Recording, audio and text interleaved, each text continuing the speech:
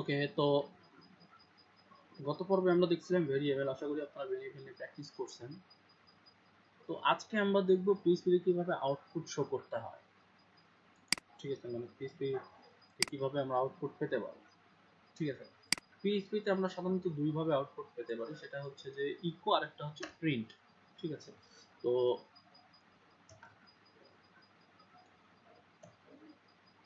আমরা দিলাম ইকো ওই পিএইচপি। ঠিক আছে, সেম জিনিসটা আমি প্রিন্ট দিয়ে করি। এখানে আমরা দিলাম will and print.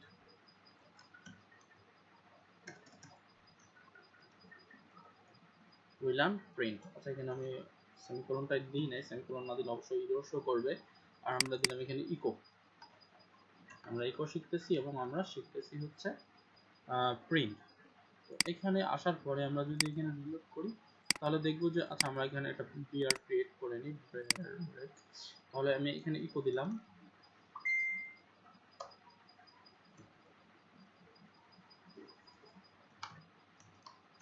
Double coat.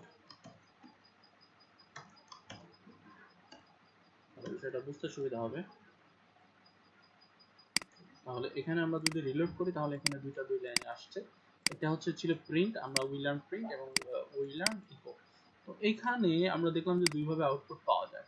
তো এই দুইটার ভিতরে তেমন কোনো পার্থক্য নেই, আবার পার্থক্য আছে। যে পার্থক্যটা আছে একটু মেজর পার্থক্য, সেটা হচ্ছে যে ইকো মাল্টিপল প্যারামিটার নিতে পারে, কিন্তু প্রিন্ট মাল্টিপল প্যারামিটার নিতে পারে না। যেমন আমরা যদি এখানে যেটা করতে পারি সেটা হচ্ছে যে এখানে আমরা এটাকে ভাগ করে দিলাম, দিয়ে এখানে একটা কমা দিলাম, কমা দিয়ে এইটা করলাম। ঠিক আছে, করার পরে এখন আমরা যেটা করবো সেটা হচ্ছে যে এটা আমরা একটু কমেন্ট আউট করে দিই, সেভ দিলাম। সেভ দিয়ে যদি আর রিলোড করি তাহলে দেখবো যে উই লার্ন ইকো এটা প্রিন্ট হচ্ছে কিন্তু। ঠিক আছে, আমরা এখানে কোনো স্পেস ক্রিয়েট করি নাই, যার কারণে এখানে স্পেস আসে নাই। সেভ দিলাম। সেভ দিয়ে যদি এখন আমরা এখানে রিলোড দিই তাহলে এখানে উই লার্ন ইকো দেখাচ্ছে। ঠিক আছে, এখন আমরা সেম কাজটাই যেটা করবো সেটা হচ্ছে যে আমরা ইসের ক্ষেত্রে করবো, সেটা হচ্ছে প্রিন্টের ক্ষেত্রে করবো। আমরা এগুলো কমেন্ট করে দিই, কন্ট্রোল শিফট ব্যাকস্ল্যাশ দিলে এগুলো কমেন্ট হয়ে যাবে, সিলেক্ট অপশনগুলো। তো এখন আমরা এখানে জাস্ট এখানে যেটা করবো সেটা হচ্ছে যে এখান থেকে ভাগ করে দিলাম এবং এখানে আমরা আরেকটা দিয়ে দিলাম, এখানে দিয়ে দিলাম। সেভ দিই। দেখেন এখানেই দেখা দিচ্ছে যে একটা ইরর আছে। তারপরে আমরা এখানে যাই, যে যদি এখানে রিলোড দিই কি হচ্ছে আনএক্সপেক্টেড। ঠিক আছে, সিনট্যাক্স এখানে কোনো প্রিন্টার আসলে এইভাবে নেয় না। ঠিক আছে, আমরা দেখলাম ইকো যেটা করে সেটা হচ্ছে মাল্টিপল প্যারামিটার নিতে পারে, কিন্তু আমাদের প্রিন্ট সেটা হচ্ছে মাল্টিপল প্যারামিটার নিতে পারে না। ঠিক আছে, পার্থক্য আরেকটা আছে, সেটা হচ্ছে যে আমরা সেভ দিই, সেভ যদি রিলোড দিই। ঠিক আছে, এখন আমাদের পার্থক্য আরেকটা আছে, সেটা হচ্ছে যে প্রিন্ট। ঠিক আছে, প্রিন্ট এই জিনিসটা যেটা করে সেটা হচ্ছে যে একটা ভ্যালু রিটার্ন করে।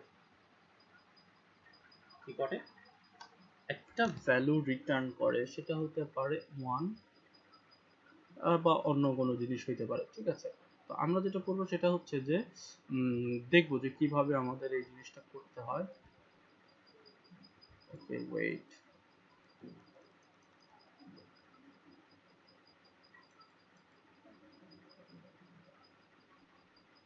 ওকে,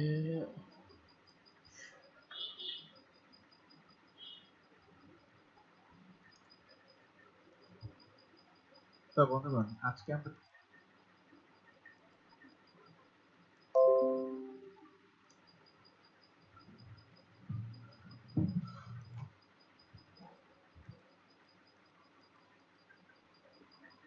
ওকে, আমরা এখন দেখে ফেলি কিভাবে করব আমরা। ঠিক আছে, তো এখন এখানে যেটা করতে হবে সেটা হচ্ছে যে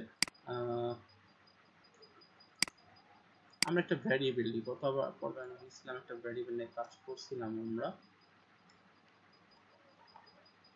নিলাম নেম। পরটা আমরা এখানে দিলাম মান, যদি আমরা ভার্টাম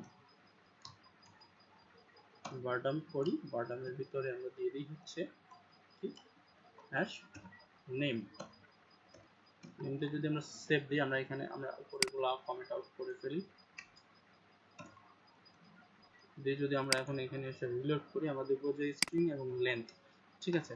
আমাদের ভ্যারিয়েবলটা হচ্ছে স্ট্রিং টাইপের একটা ভ্যারিয়েবল, আমরা এবং লেন্থ এখানে 5টাই আছে, সেটা জন্য লেন্থটাও দেখতে পারতেছি। কারণ আমি বলছিলাম যে প্রিন্ট একটা কিছু রিটার্ন করে, তাই না? প্রিন্ট একটা ভ্যালু রিটার্ন করে, সেটা আমরা দেখবো। সেটার জন্য আমরা যেটা করবো যে print এবং এই যে স্ট্রিংটা এটাকে আমরা একটা ভ্যারিয়েবলের ভিতর রেখে দিব। যদি সেভ দেই, সেভ দিয়ে যদি রিলোড দিই, ওই দেখেন সেটা হচ্ছে যে আরমান তো আছেই ঠিক আছে, এর সাথে আইএনটি অর্থাৎ ইন্টিজার 1 একটা প্রিন্ট করছে ঠিক আছে। এটা আসলে স্লো প্রসেসে কাজ করে, একটা ভ্যালু রিটার্ন করে কাজ করে, যার কারণে এই প্রিন্ট জিনিসটা একটু স্লো। এই জন্য আমরা সব জায়গায় আমাদের ইকো জিনিসটাকে ইউজ করবো। আমাদের ইকো যে প্রিন্টার সিস্টেমটা আছে, এই ইকো ইউজ করলে আসলে আউটপুটটা ফাস্ট পাওয়া যায়, যার কারণে আমরা সব জায়গায় ইউজ করবো। আশা করি আপনারা বুঝতে পারছেন যে আমরা দুই ধরনের দিয়ে আউটপুট করতে পারি, সেটা হচ্ছে যে ইকো এবং প্রিন্ট, এবং কোনটার পার্থক্য কি সেটা আপনারা বুঝতে পারছেন। তো আজকে টিউটোরিয়ালটা এই পর্যন্ত। আশা করি সবাই বুঝতে পারছেন। আগামী পর্বে দেখা হবে।